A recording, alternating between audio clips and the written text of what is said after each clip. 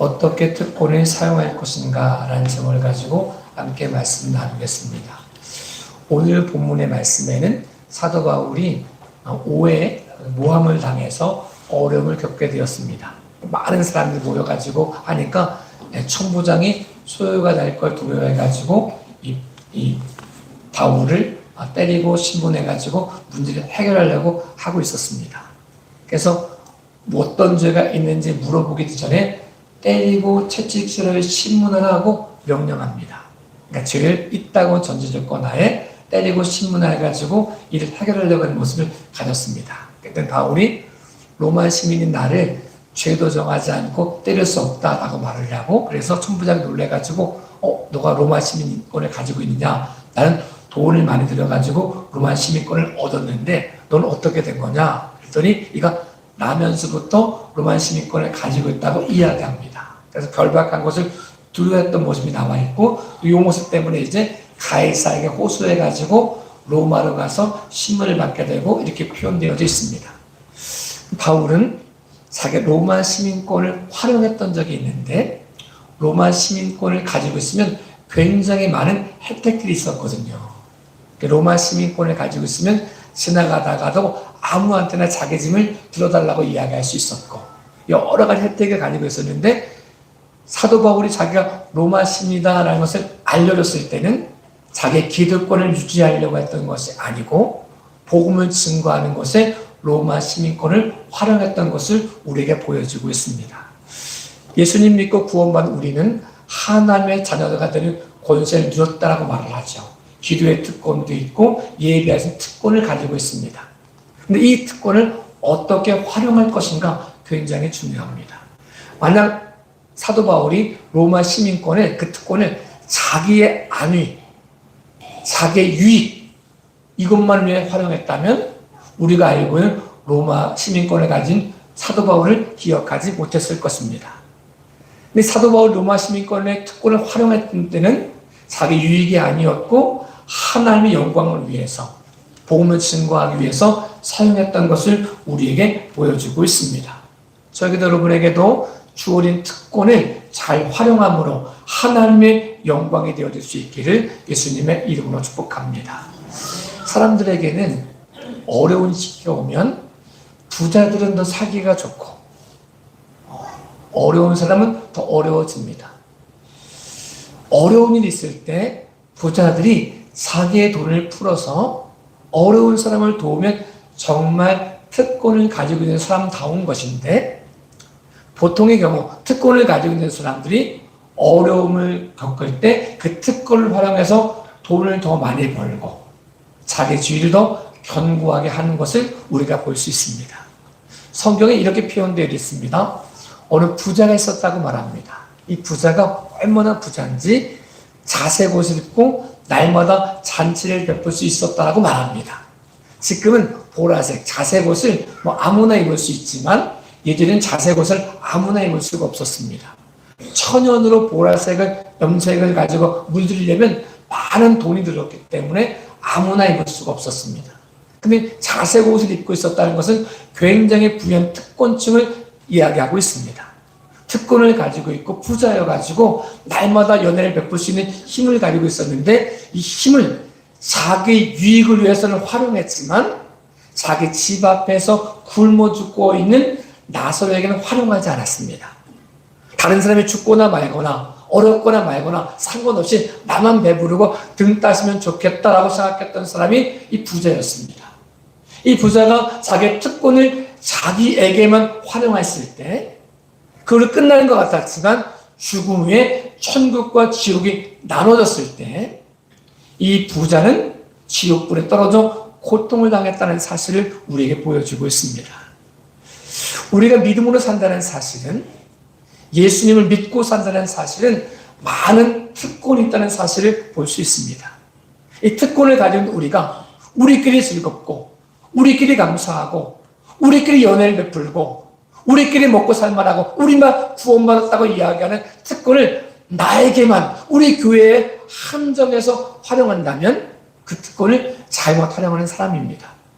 지금 당장은 우리끼리 좋은 것 같지만 이 특권은 반드시 부자에게만 있는 모습이 아닌 부자가 어리석은 부자가 되지 않고 지혜 있는 사람이 되어지기 위해서는 누군가를 돕고 누군가의 자기의 부가 흘러갈 수 있어야 특권을 잘 활용하는 사람이 될 수 있다는 거죠. 구원받은 우리의 특권도 우리 교회 안에 멈춰있지 않고 이 특권이 흘러갈 수 있기를 예수님의 이름으로 축복합니다. 나만을 위한 복음이 아닌, 나만을 위한 교회가 아닌, 나만 구원받고 즐거운 모습이 아닌 누군가에게 복음이 선포되어지고 죽어가는 이들 속에 예수의 생명을 활용할 수 있는, 증거할 수 있는 특권을 활용함으로 증인될 수 있는 믿음의 귀한 시간 되어질 수 있기를 예수님의 이름으로 축복합니다. 자기의 주어진 특권을 잘 활용했던 사람 중에 고넬료라고 하는 사람이 있습니다. 고넬료는 로마 사람이었습니다. 로마의 백부장이었습니다. 그 당시 로마의 백부장이라는 사실은 어마어마한 특권입니다. 날아가는 새도 떨어뜨릴 수 있는 특권이 로마 백부장에 있었습니다. 특별히 식민지에 간 로마 백부장은 군림할 수 있는 자리거든요. 누구 것을 빼앗아도 문제가 되지 않고 누구를 죽여도 문제가 되지 않고 자기 모든 것을 마음대로 할 수 있는 권한이 로마 백부장에게 있었던 거죠. 이 백부장 고넬료는 자기에게 특권을 자기 유익을 위해 활용하지 않습니다. 자기의 기득권을 유지하기 위해 활용하지 않고 도리어 선행을 베풉니다. 로마 사람뿐 아니라 식민지 사람, 유대인들에게도 선을 베풉니다. 사람들이 이 선을 베푸는 모습을 보고 아, 저 사람은 참 훌륭한 사람이다라는 칭찬을 받는 모습이 되었습니다. 그랬을 때 하나님의 천사가 고넬료에게 나타나서 말씀하시기 시작하는 거죠. 고넬료야, 너희 선행이, 너희 구제가 하나님께 상달되었다. 요바에 있는 무두장의 집에 가서 베드로를 초청해 와라. 그가 너를 위해 기도할 것이고 초청해 왔더니 그것을 통해서 성령의 세례를 받는 모습이 되었습니다. 만약에요, 이 백부장의 고넬료가 이 백부장의 권한을 자기만을 위해서 활용했다면 조금 더 많은 부를 유지할 수 있었을지 모르겠습니다. 많은 사람들에게 힘을 가지고 군림하는, 존경받는 모습이 되었을지도 모르겠습니다. 힘 있는 사람으로, 권력 있는 사람으로, 부러움의 대상인 사람으로 기록됐을지 모르지만 우리가 알고 있는 고넬료는 될 수가 없습니다. 고넬료가 자기에게 있는 백부장의 특권을 활용하여 구제하고 섬겼더니 그 모습이 하늘에 상달되어 여호와의 영광을 볼 수 있는 통로가 되었던 것을 우리에게 보여주고 있습니다.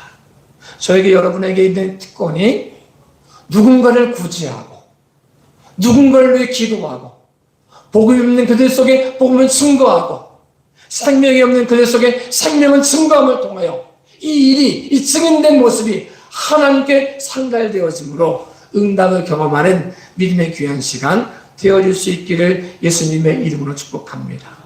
우리에게는 특권은 우리만을 위한 특권이 아니라 특권이 없는 사람에게, 힘들고 어려운 사람에게, 죽어가는 사람에게 예수 그리스도의 복음에 증인된 사명이 우리에게 있다는 사실도 말씀해 주고 있습니다.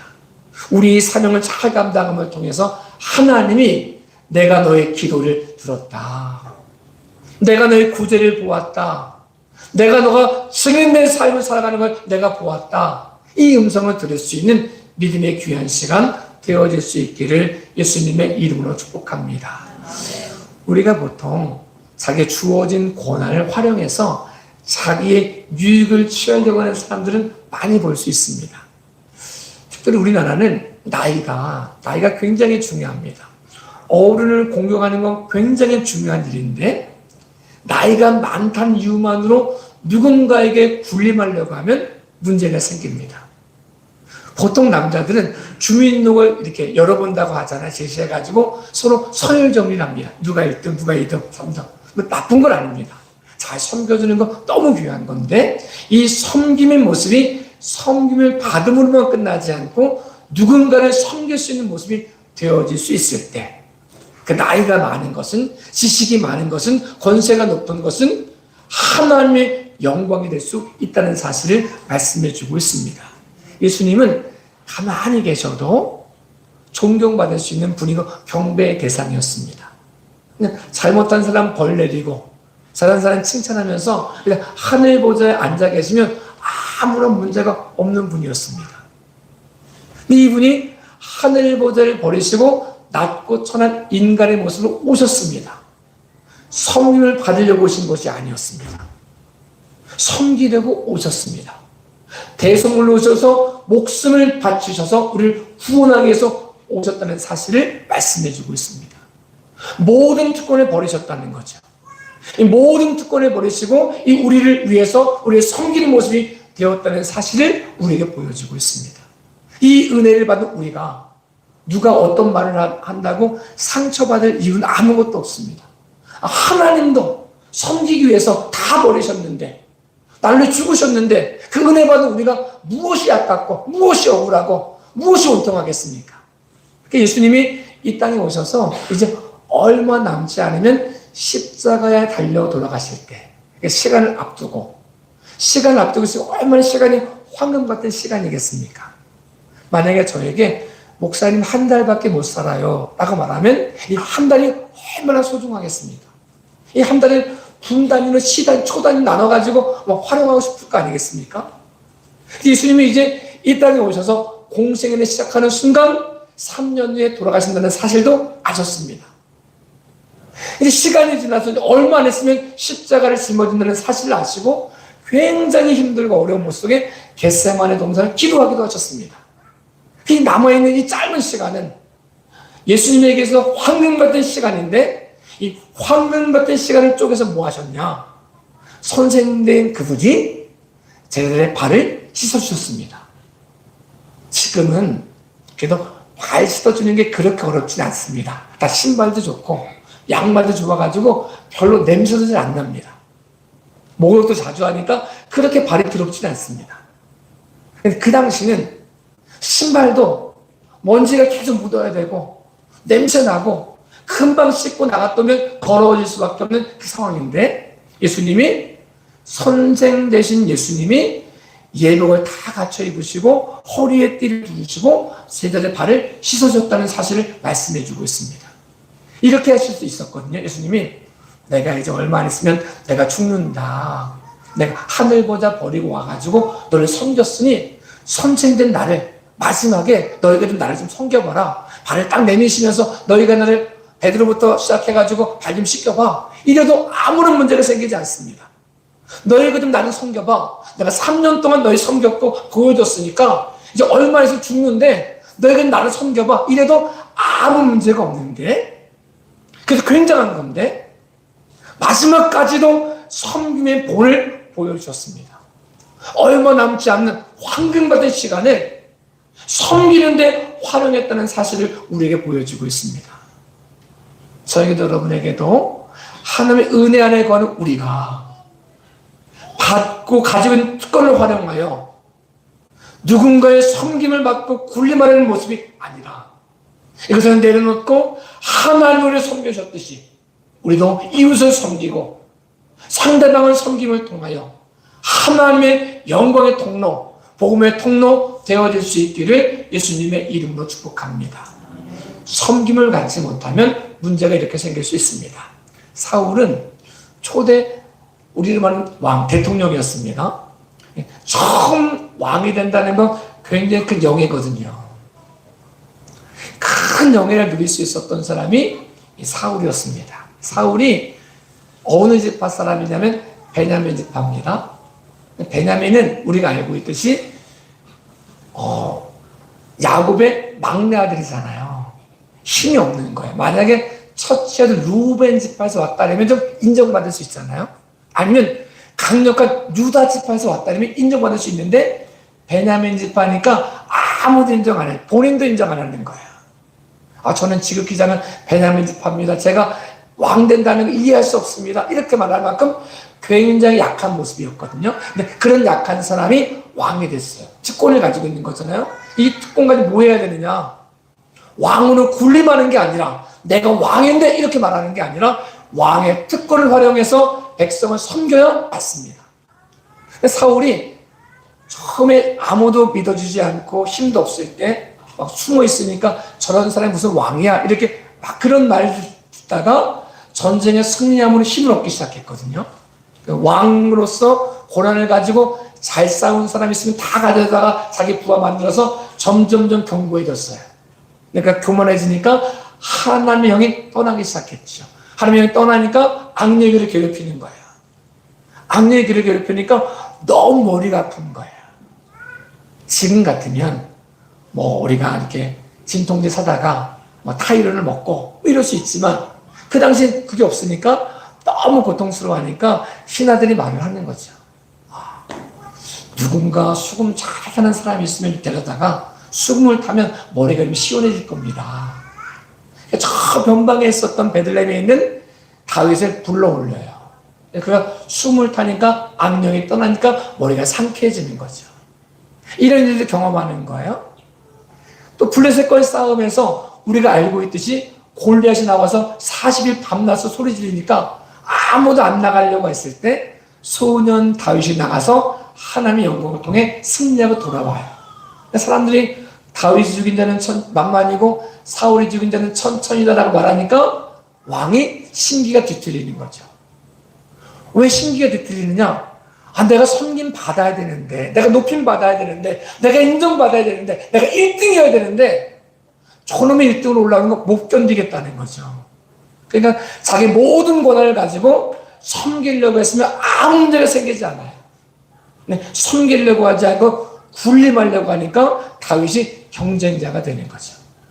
경쟁자는 없애버려야 된다고 생각하고 경쟁자를 없애기 위해서 모든 힘을 다 활용했던 것이 사울이었습니다. 그의 최후의 모습을 우리는 알고 있습니다.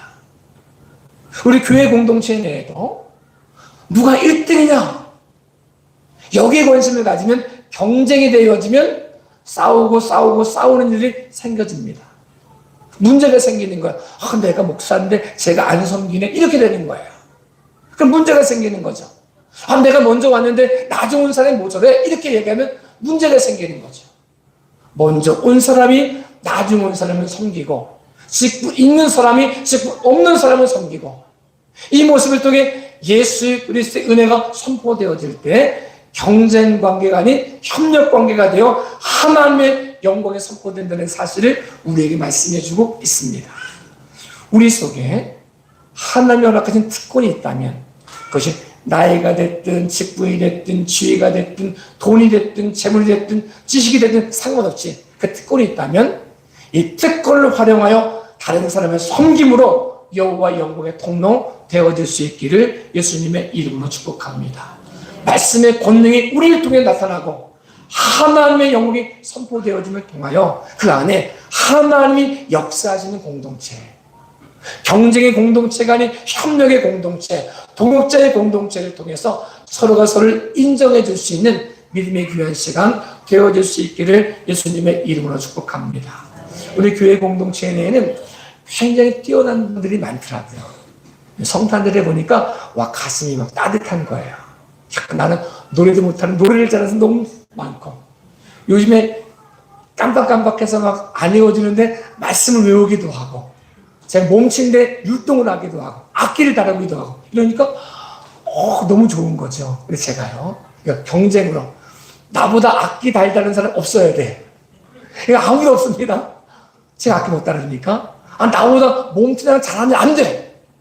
나보다 찬양 잘하면 안 돼. 나보다 인기 높으면 안 돼. 이렇게 되면 문제가 생기는 거죠. 협력할 수가 없다는 거죠.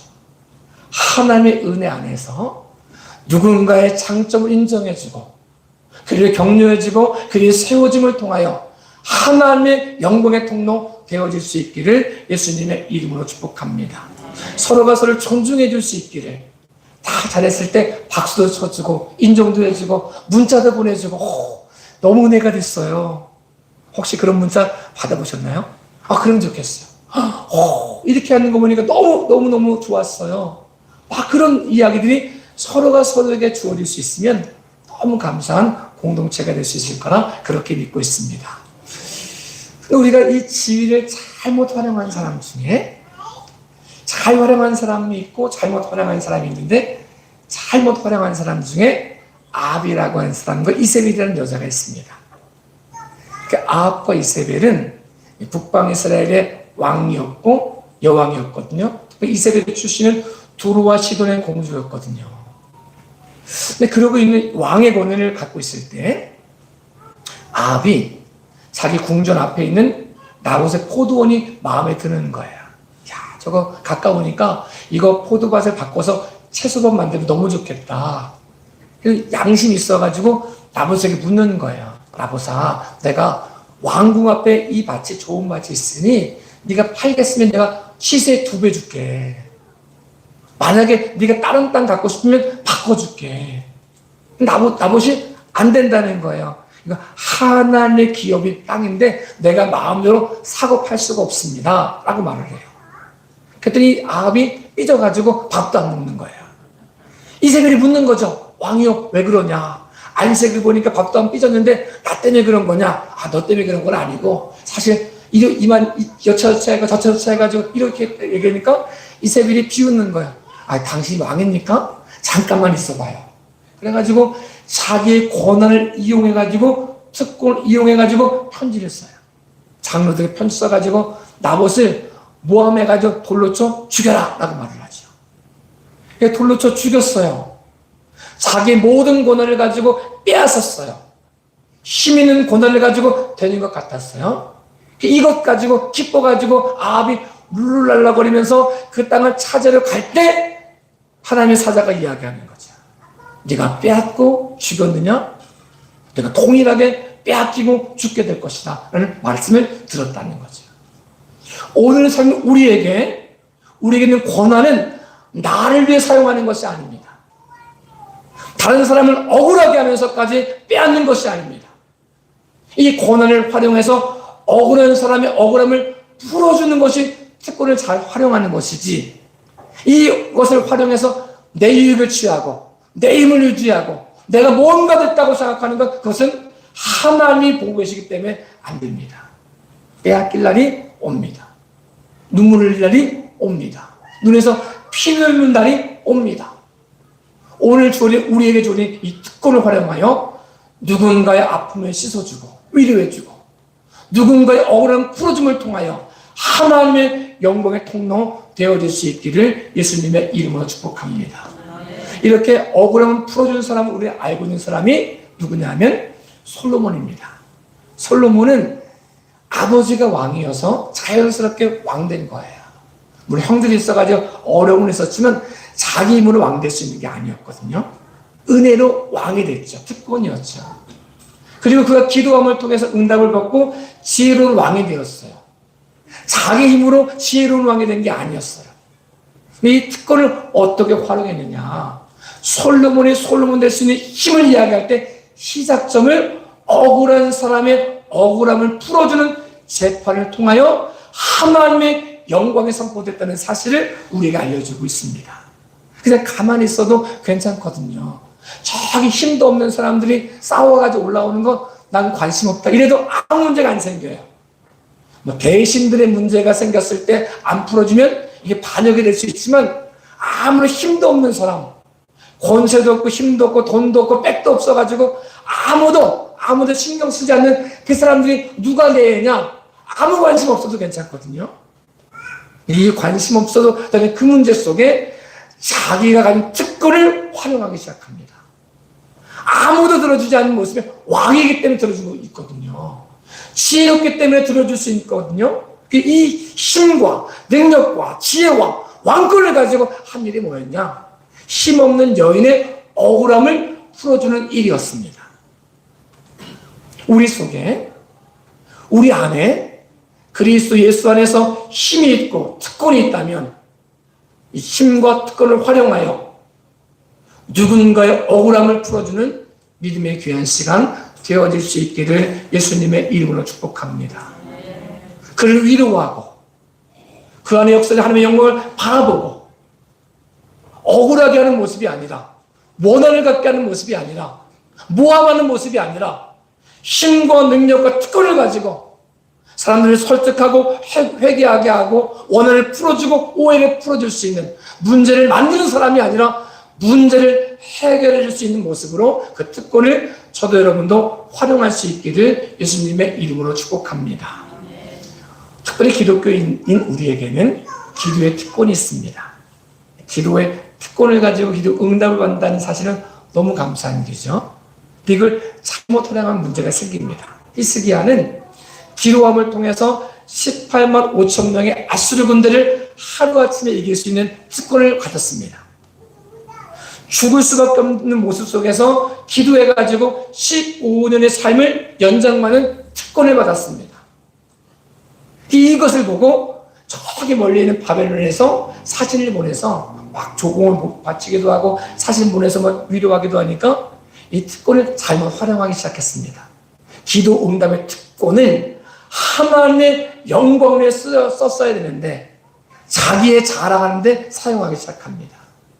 보물창고 보내주고 내창고 보여주고 무기창고 보여주고 다 자기가 잘하는 것처럼 하나님의 영광에는 자기를 위해 그 특권을 활용해버렸습니다. 그래서 이사야를 통해서 말씀드렸죠. 뭐 하는 겁니까? 뭐 보여준 겁니까? 다 빼앗길 겁니다. 당신의 자녀들은 눈이 뽑히고 끌려갈 것입니다. 이런 얘기했거든요. 이 기도의 특권을 받았던 사람이 회개하고 무릎 꿇어야 되는데 이 특권을 거기에 활용하지 않습니다. 회개하는 데 사용하지 않습니다.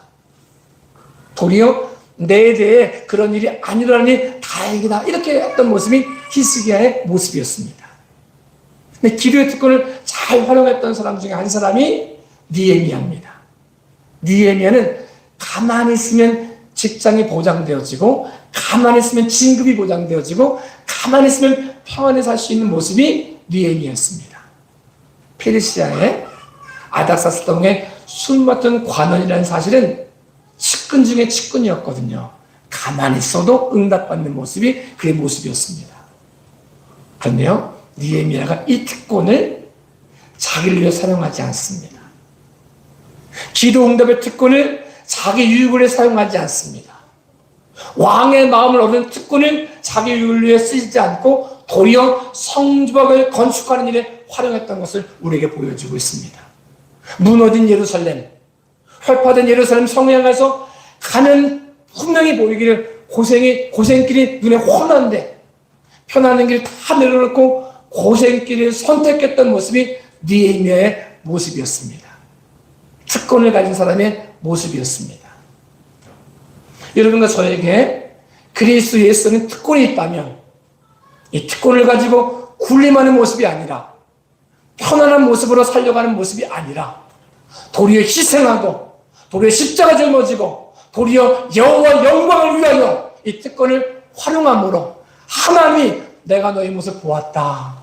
너의 구제를 보았다. 나의 선행을 보았다. 너의 헌신을 보았다. 너의 전거하는 모습을 보았다. 라고 말씀하실 수 있는 그 모습이 저도 여러분도 되어질 수 있기를 예수님의 이름으로 축복합니다. 기도하겠습니다.